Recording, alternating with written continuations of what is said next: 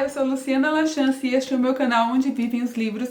Se você ainda não é inscrito, se inscreva. Também vou deixar aqui meu endereço do Instagram, porque lá eu sempre posto coisas que eu não posto aqui no canal. E hoje eu vou falar de Michael Ende. Eu coloquei no começo aí, antes da vinheta, um trecho desse livro, que é um dos meus preferidos dele, que é a história da sopeira e da concha. Então hoje eu vou fazer uma resenha desse livro e também mostrar alguns outros livros do Michael Ende, que são livros diferentes dos romances dele, né, que são realmente para crianças maiores, seriam aí mais infanto-juvenis, como por exemplo Momo e a História Sem Fim. Esses livros são mais infantis, né? Esse, por exemplo, é uma novela, ele não é nenhum conto, não é um livro ilustrado, apesar de ele ter ilustrações. E outros que eu vou mostrar são contos que foram transformados em livros ilustrados. Então, se você gosta muito desse autor como eu, quem me conhece sabe que ele é um dos meus autores preferidos, e quer apresentar logo ele para as crianças, mas não quer fazer a leitura de um livro, de um romance dele, que seria aí um romance de capítulos, demoraria um pouco. Pode começar apresentando essa parte da obra dele, que é bastante divulgada aqui no Brasil, porque além desses que eu vou mostrar, existem outros, eu vou deixar no link da descrição. E é claro, eu sempre aviso que comprando qualquer um desses livros pelo link ou outros livros, você ajuda a patrocinar o canal. É comum que as pessoas conheçam mais os romances infanto-juvenis do Michael Ende, mas ele tem esse lado de histórias infantis muito divertidas, muito criativas, tem sempre um quê de absurdo, de nonsense e também de filosófico, porque ele gostava muito de botar um pouco de filosofia nas histórias, de fazer pensar, de provocar o leitor, e a gente percebe nessas histórias que são histórias que tem um lado de amadurecimento, que dá para conversar bastante sobre elas depois. E essa história da sopeira e da concha realmente é uma das mais engraçadas que eu já li. Não só dele, mas de uma maneira geral. Essa história eu li antes e contei para os meus filhos, porque eu gosto dessa coisa de contar a história sem a mediação do livro. Mas na verdade ela é uma história perfeita para ser lida em voz alta, justamente pelo tom cômico e engraçado. E ela é uma história que tem bastante repetição, então se você assistiu o meu episódio anterior, você viu que eu falo dessas histórias com repetições, que na verdade são considerados textos de memória, que é justamente para ficar na memória da criança, e isso que torna essas histórias tão boas, tão agradáveis de serem ouvidas. Então, nessa história da sopeira e da concha, a gente vai ter muito essa marca da repetição, que além de ser um texto de memória, esse recurso usado pelo Michael Ende nessa história é uma forma de mostrar como esses dois lados, na verdade, fazem as mesmas coisas. O que, é claro, é um símbolo aí para uma questão de política de fundo, embora ele não aprofunde nessa história, porque não era a intenção dele mesmo, mas deixa uma reflexão tanto para criança, mas principalmente para nós que já entendemos mais um pouco de como a coisa funciona. E o tempo inteiro o Michael vai usar uma linguagem simbólica para contar essa história, que já é simbólica pelo fato de ser muito parecida com uma história de contos de fada tradicional. Ela começa muito semelhante à história da Bela Adormecida. Depois do início que eu coloquei aí no programa, o Michael continua o texto assim. Como era muito cansativo subir a alta montanha que separava os dois reinos, ninguém nunca a subia. Por isso, ambos os reis quase nada sabiam um do outro. Então, só a gente pensar o reino da esquerda e o reino da direita, que é separado por uma grande montanha, que fica aí sendo um símbolo para o grande trabalho que dá um lado conhecer o outro. E nessa história da sopeira e da concha vai ter esse elemento de que, apesar de serem de lados opostos, esses dois reis fazem muitas vezes as mesmas coisas, exatamente as mesmas coisas, eles acabam repetindo. E é justamente por isso, por fazerem as mesmas coisas, que no dia do batizado dos seus respectivos filhos, um rei tem uma filha e o outro tem um filho, e fazem o batizado no mesmo dia, eles esquecem de chamar a mesma fada, que, como diz o texto, é uma fada má, a fada Serpentina Fogaréu, que, assim como a fada da Bela Adormecida, vai ficar muito chateada por não ter sido convidada. E por isso resolve fazer uma trapaça, uma brincadeira com os dois reis, e dá de presente uma sopeira e uma concha. A fada má, então, dá a sopeira para o rei da direita e a concha para o rei da esquerda. E um não sabe que está com o outro, mas é claro que há um ardil nessa história de presente. É o fato de que a sopeira e a concha são mágicas e juntas vão dar aí a sopa mais deliciosa do mundo e que nunca vai terminar. Uma vez que você tiver reunido a sopeira e a concha, dali vai sair a sopa mais gostosa do mundo. Em nossa casa temos uma sopeira com a figura de uma concha, que tem a figura de uma sopeira e assim por diante, disse a princesa para Lina.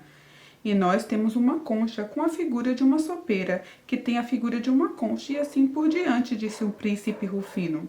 Então é muito simples, disse a princesa para Lina. Basta juntar as duas coisas e pronto. Concordo totalmente com você, respondeu o príncipe Rufino. Devemos contar aos nossos pais. É assim que o rei da direita e o rei da esquerda ficam então sabendo com quem está aquilo que eles querem, né? Um quer a sopeira e o outro quer a concha. E eles ficam bastante chateados com os seus respectivos filhos, porque que eles simplesmente contaram a verdade e não esconderam, porque afinal um quer o que o outro tem. E eles não vão fazer nenhum acordo para conseguir isso.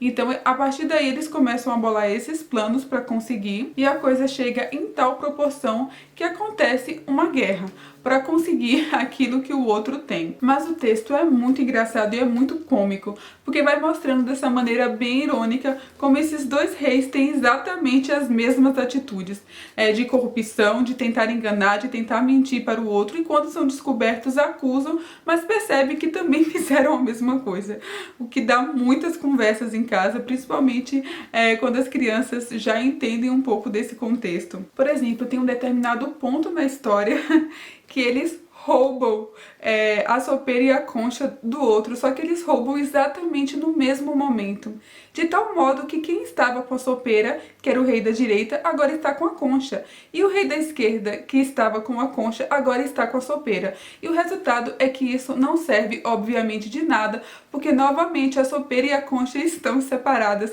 porque foram roubadas no mesmo momento. E o texto diz assim: a princípio, houve uma grande alegria em ambos os palácios com os bem-sucedidos furtos, e os dois agentes secretos reais receberam muitas honrarias em seus respectivos reinos, mas a alegria durou pouco, porque logo se percebeu que no final das contas tudo continuava na mesma. A situação se complicou. Agora não havia como conter a indignação de ambos os lados. Eles são bandidos, gritaram Pantufo e Pantina. Já se vê que eles não recuam nem diante do roubo. Eles são criminosos, gritaram Camufo e Camela. Agora ficou claro que eles não hesitam nem mesmo em roubar. Então, realmente, por esse trecho, você percebe que dá para conversar bastante. E é muito engraçado. Eu vou mostrar um pouquinho agora de como essa edição é por dentro. E aqui está a edição de A História da Sopeira e da Concha, pela editora Salamandra. Então, ele tem bastante texto, tem algumas ilustrações, algumas em preto e branco. E depois chegam alguns momentos que nós vamos ter essas ilustrações do Supa de página dupla. São muito bonitinhas. Eu não tenho a menor dúvida de que você vai se divertir muito com essa história. E se você gostou, depois você me conta. Outro livro que mostra bastante essa face de humor do Michael Ende, eu já indiquei no meu blog, é Olá, Olê, Beto, Por quê? É um texto bem nonsense, que, como diz, é uma história engraçada e absurda para aquelas crianças que vivem perguntando o porquê das coisas. E essa história vai ter vários elementos que eu comentei com vocês no meu episódio anterior, porque essa história vai ter repetição, é bom para um texto de memória, ela vai ter rimas também, e ela vai ter todo esse encadeamento que de uma coisa vai para a outra, mais absurda, sem explicação, que na verdade não explica nem um pouco o porquê das coisas. E é nessa brincadeira, nessa ironia, que o Michael ainda vai construir essa história. Eu vou ler um trechinho para vocês. E aqui está a bela edição de Olá, Olê, Beto, Por quê? Da Martins Fontes. É uma edição grande, bem bonita, bem colorida. E toda a história começa com esse Beto fazendo uma simples pergunta: por que o tio tem essa barba tão grande? E ao invés de responder simplesmente, esse tio vai contando uma história mais maluca que a outra.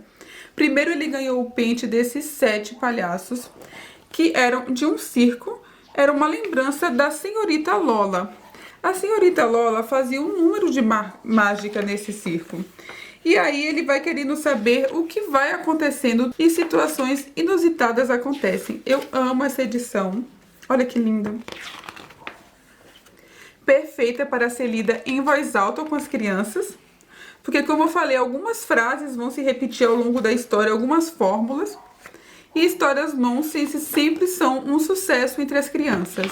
Então, se você sempre procurou um autor bem engraçado e divertido para ler com as crianças e não conhecia esse lado do Michael Ende, agora você já sabe e pode procurar outras histórias. Eu vou mostrar mais uma que eu gosto muito também. Ela também é engraçada, mas tem um lado mais filosófico. Também foi transformada num livro ilustrado muito bonito. É a história de Norberto Nuca Grossa, um rinoceronte que queria mandar em tudo, ele era muito bravo. E os animais da floresta então começam a ter medo dele. Esse livro também vai dialogar muito com as fábulas, porque como os animais ficam aí preocupados com o Norberto, com toda aquela tirania, eles vão fazer uma assembleia. E é claro que quem lê as fábulas sabe quanto esse tema é comum por lá. No fim da assembleia, os animais veem que não adianta fazer nada. Algumas coisas já foram tentadas e nada surtiu efeito. E assim como acontece nas fábulas, que os animais discutem e chegam a uma conclusão, eles resolvem que eles vão abandonar a selva, porque assim não existe mais nenhuma oportunidade para o Norberto exercer aí a sua tirania. E é justamente que a história vai girar em torno o que Norberto vai fazer agora que ele está sozinho, já que não tem mais ninguém para ele enfrentar da maneira como ele vinha realizando ali. E outros elementos das fábulas vão surgindo. Então, se você já lê fábulas com seus filhos, esse é um bom texto que dialoga com as fábulas. É muito bem escrito o texto do Michael Ende neste livro aqui.